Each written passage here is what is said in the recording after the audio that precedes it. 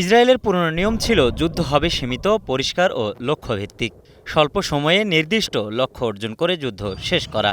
এখন সেই নিয়মের বদলে এসেছে ধর্মের নামে এক অনির্দিষ্ট লড়াই, যার শেষ কবে কেউ জানে না।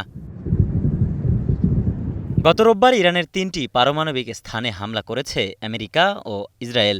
নাতানজ, ইস্পাহান ও পুরো পাহাড় কেটে বানানো ফোর্দো সাইডেও বোমা পড়েছে। ট্রাম্প এটাকে বলেছেন সফল অভিযান। নেতানিয়াহু বলছেন এটা ইতিহাস বদলে দেবে। কিন্তু যুদ্ধের চেয়ে বড় চিন্তা ইসরায়েলের ভেতরের অবস্থা। দেশটির বিমানবন্দর ছিল বন্ধ, নাগরিকদের চলাফেরায় নিষেধাজ্ঞা, বাইরের দেশ থেকেও ঢুকতে মানা, মধ্যবিত্তরা ঘরবন্দি, যার প্রভাব পড়েছে সাধারণ মানুষের জীবনযাত্রায়।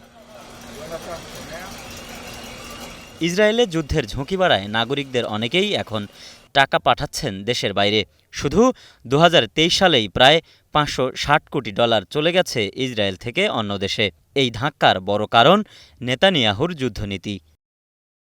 ইরান বা গাজার যুদ্ধে শুধু ক্ষেপণাস্ত্র নয়, উঠে এসেছে জাতিগত বিভাজনের চিত্র।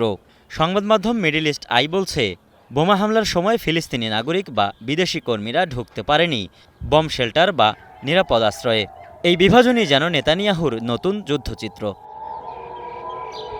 বিশেষজ্ঞরা বলছেন, এই যুদ্ধ যদি থামানো না যায় তাহলে ইসরায়েলের অর্থনীতি ভেঙে পড়বে, আবাসন ব্যবসার বাজারে ধস নামবে, হাজারো মানুষ হবে বাড়িছাড়া। ক্ষেপণাস্ত্র আতঙ্কে দেশটির নাগরিকেরা মানসিকভাবে বিপর্যস্ত।